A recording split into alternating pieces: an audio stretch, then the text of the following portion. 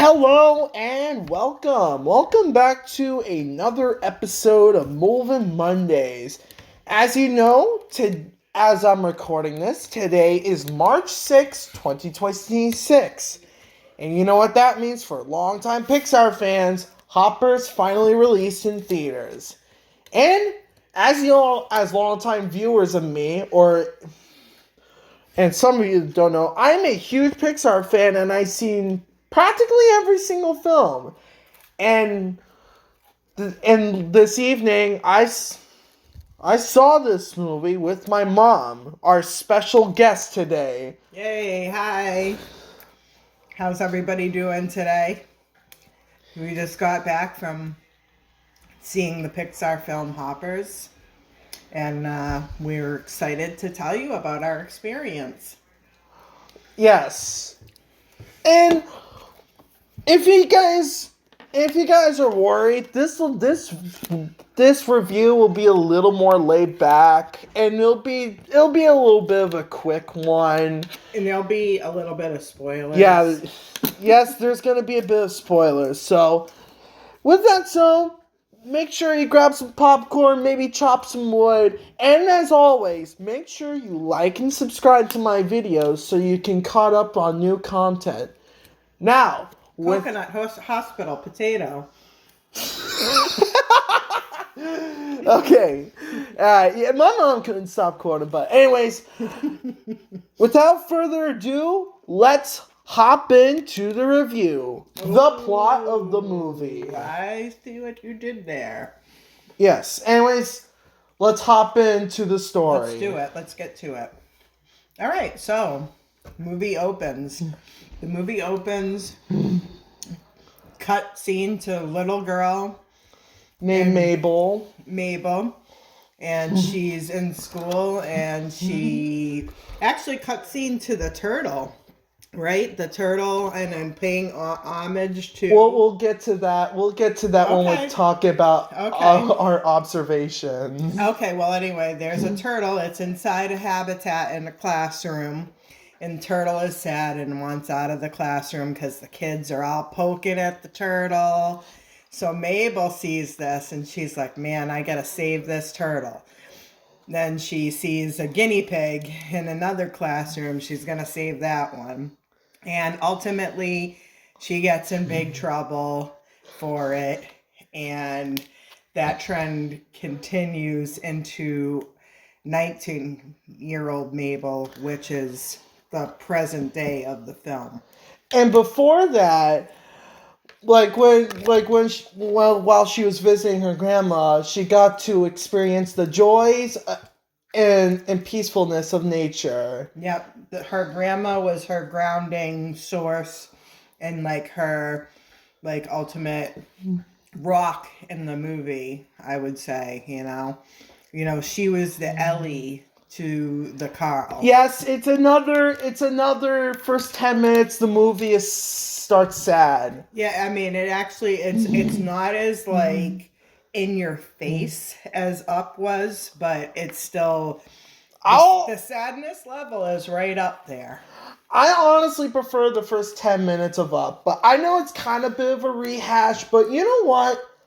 I honestly really don't. I feel like I really don't care if they rehashed it. I'm honestly okay for doing that. I know some people are gonna criticize why this is just the opening of Up all over again. I'm like, not exactly. Is this more of an observation thing though, or? No, it's just I know some people are gonna think of that. I mean, I think there was a lot of different inspo for movies in this. Let's just say that. Yes. Okay. Anyways. Back to the plot. So, present day 19-year-old Mabel is in Beaverton University because they live in Beaverton. And I just realized something. Is that kind of a coincidence? The university is called Beaverton and the movie's about beavers? I think not.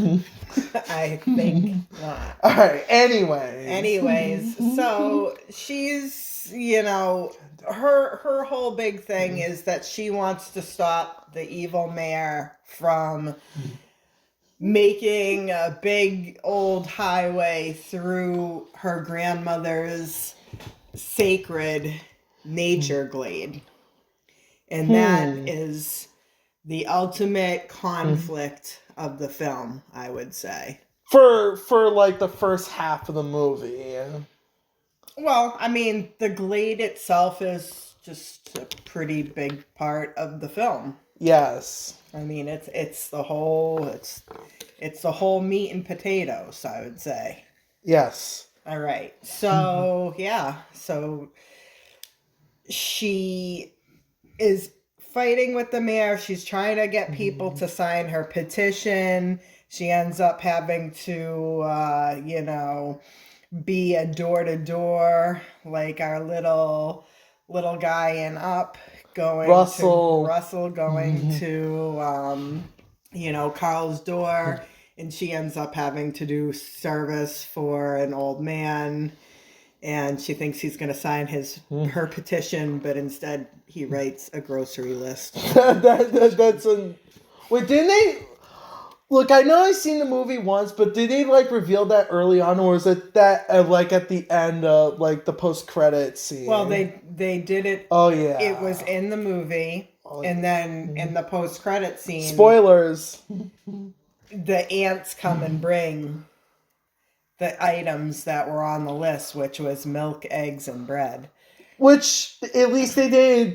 At least they didn't have to give them to evil grasshoppers. Anyways, so she tells her professor about her plans to, she needs to make the glade protected and stop the highway from going through there. And she basically stumbles upon her professor's invention of being able to transport her mind into a robot animal so that she can communicate with animals. And the one that Mabel finds is a little beaver. So she ultimately struggles with the professors and then she goes into the beaver and she becomes the beaver. So one of Cal's favorite things is... okay. We're not going to go into that. That's but a different segment. One of Cal's favorite parts of the movies happens when she first starts communicating, when she realizes she can communicate with all the animals, and she's psyched. And essentially, she stops. She's looking all over for a beaver. She finally finds one. He's real laid back. And then a bear comes and tries to eat him. And Mabel's like, oh, wait, don't do that. And they're like, well, you broke the pond rules, man. You got to go talk to the king now. She's like, the king? And then she gets to the pond where the king is. And it's the king beaver, whose name is... it's not Jerry, because that's the mayor's name. No. We'll just call him the king. The king? Yeah, the Beaver King. The Beaver King. So, she's talking to the Beaver King, and the Beaver King is like, okay, you're kind of weird, but all right, I like you, and I like your ideas, so I want to make you my right-hand man, which in the movie they use a different phrase, but that's okay. We don't have to divulge, unless you want to. No. Okay. Then Mabel finds this metal tree, which turns out it's a fake tree. Woo! And it was set up by the mayor, who right now is the enemy, because she's like, oh man.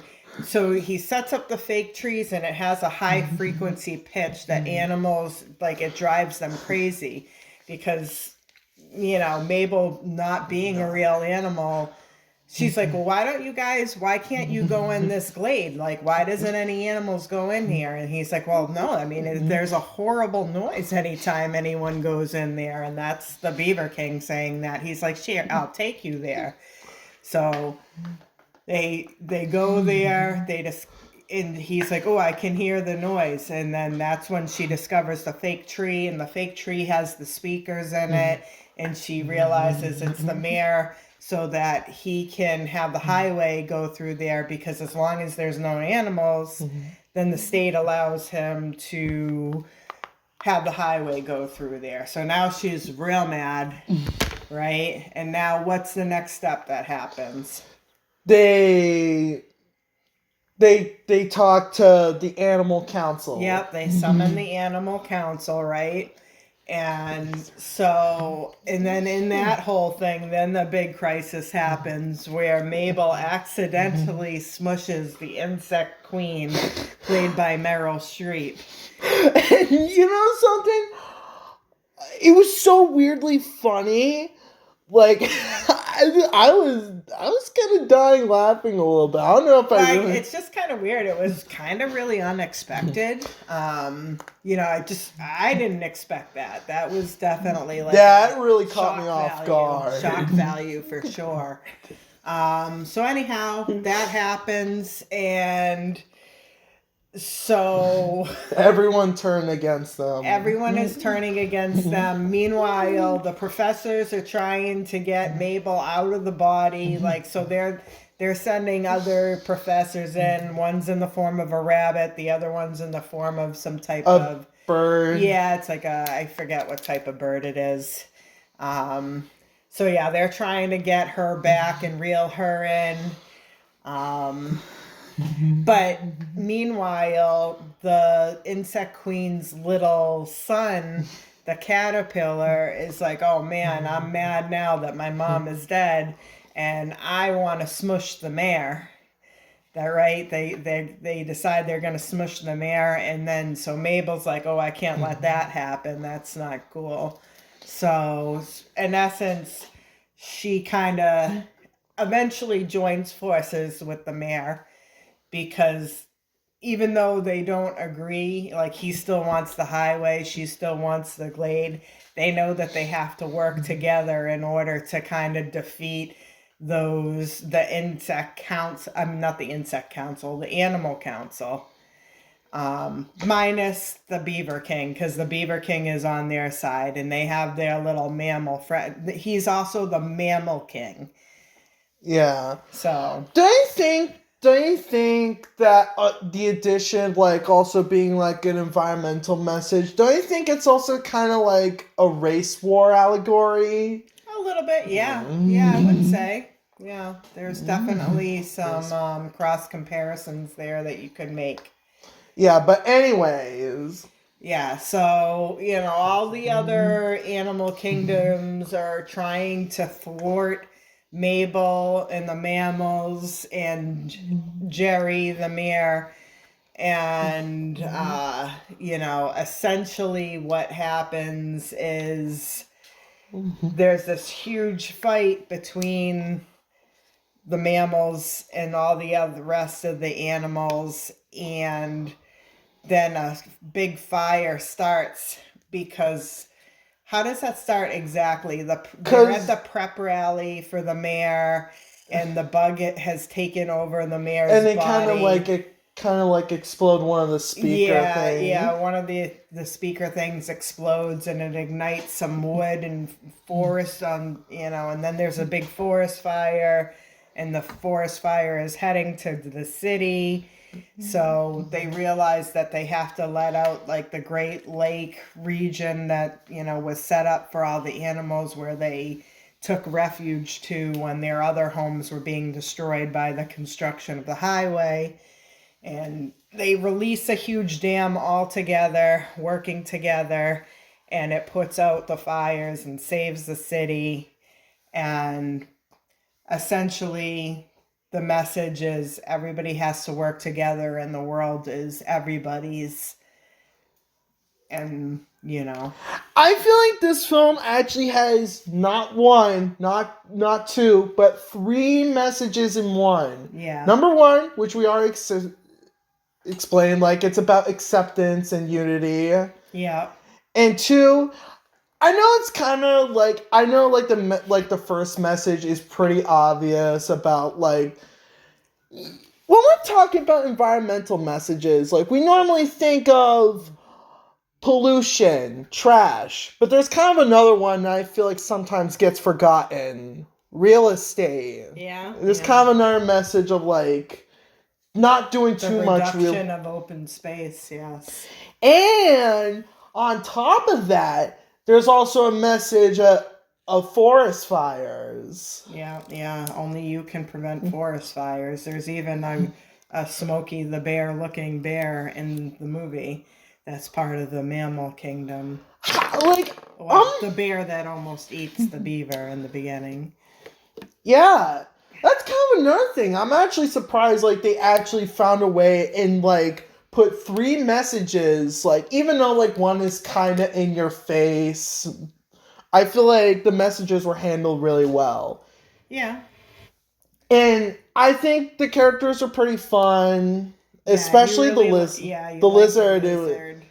I mean, if you kind of like searched up Hoppers, you would find like the post credit scene of Elio where like the lizard is tapping the phone, and on the lizard emoji, and it's just like lizard. Like, you cannot hate Tom the Lizard. Yeah. That was another like cute use of technology in the movie. There was a lot of technology references in the movie. It won't be the last that Pixar will tackle technology this year. Yeah, and so like they were using a phone to basically talk to Jerry because as animals he couldn't understand them. There's an earpiece that you could wear so that you could understand them as a human, but he didn't have one in yet, so they were using a phone to type to speech, text to speech, and then and that's how they were talking to him. But the other animal's like, hold on, let me try that, and it's like, and it's just beaver, chopped wood, coconut, hospital, potato. You just cannot stop quoting that. Yeah, I mean, it was kind of funny. I mean, I will say this is probably Pixar's second funniest movie behind Monsters Inc. Like, yeah, there was definitely, I mean, I wouldn't say it was like too full of like one-liners, but there was a few relatively nicely placed funny little jokes that I thought. Another one that you're kind of fond of was the one with Jerry. Yeah, which one? Like about his mom, or? No, it was like it's like him and Mabel. Yeah. I'm not really sure exactly what you're talking about, but oh well. And I actually do really like the emotional scenes. I know it's kind of a clone of Up, but you cannot help and not hate a Pixar emotional film. Yeah. It's really good at doing that, and yeah, like, I just think Hoppers is a great movie. Like, a really good one, surprisingly. Like, I was, like, surprised how great it was, especially we'll get to our next topic. So, there's a good story, good characters, really nice animation. They kind of change up. Do you notice how they changed their art style? Yeah, it was. I really liked the animation in that movie. It was really good. Yeah, it's probably their most insane film, which was kind of daring for the studio. And now it is time for the part I'm really excited to talk about. Oh, the nice. Fun little observations and Easter eggs and references they have. Oh yeah. Now, let's do this. You're the expert on this. I'm gonna listen. I'm gonna let you take the floor. So the first one that I immediately noticed is when we talk about the first scene where like Mabel was little and her first like attempt rescue Yeah. pet was a turtle. The turtle's name was actually Crush, which is Yeah. I don't know if I like that or not, but it's kind of cool how they acknowledge some of their older films. I actually kind of noticed the Easter eggs a lot more than usual. Like there were several I could spot. Well, I mean, but the shark, Awesome. the apex predator, Diane. Yeah. I mean, she was pretty reminiscent of the sharks in. Yes, Yeah. Finding Nemo. Yeah. But do you all right. I want to hear this in the comments. Comment if you think that the apex shark and Bruce are related. Do you think they could be Not the related? apex shark, the apex predator. Oh well, yeah. But it That's is what a I shark. mean. It's like a great white shark. Yes, and Bruce is also a great white shark. So you would think that they'd be related. Well, that'd But be an Diane's interesting. super friendly. Well, Bruce is She's also super nice. well. Bruce is also friendly. Like he's not like it's only like his bloodlust. I'm just quoting the movie. Yeah, but anyways, what's next? Oh, there was a. Hi there. Would you just mind pulling over so I could squish you? Okay, anyways, there is one that's related to Jerry. So like there's like a scene where he's getting up in the morning and going through like his computer. You can actually spot two Easter eggs in one. The first one that they showed was like two websites. There was like one with like a wilderness explorer things, and they look strangely similar to the wilderness explorers from Up. Yeah, that And Russell is part of. Yep. And speaking of Up, there's like if you pay close attention like to the left screen of like his computer, like on the next shot, you notice the cat from Seoul, like a picture of the cat from Seoul, and you could spot The what was bulldog. the bulldog from Up. I'm like, oh my god, like yo, it's the thing that I know. And when Mabel is like first psyched when she sees all the animals and she can talk to them, one of her first encounters is a squirrel, and she went, "Squirrel!" I'm like, oh my god, no. Another Up reference. I'm It's like, come on. They're just throwing them out there gratuitously. But then, that's not even the best one that I find. The one that always stuck out to me, and the one I'm always just so baffled at that, is the ending. And this is big spoilers, guys. So at the end of the movie, the scientists decide like to ditch all the hoppers technology, and they decided to do a new way to talk to animals. And you won't even believe it is. It's the dog collars from Up. When I saw this, I was like, no. Is this a prequel to Up? And like, is this, am I even dreaming? This feels like a dream. Like, I'm not making this shit up, guys. Like, what? Like, And it looked just like the collar, too. and like, alright, so you guys remember the very famous chicken jockey from the Minecraft movie, and how I know I do. and how insane, like, the crazy the fans went. That was me when I saw that reveal. I just wanted to like jump out of my seat and just scream like, oh my god, it's the thing. But I didn't, because I was a good person. And I didn't like threw popcorn in the air. Right, Mom? You did not. I can attest.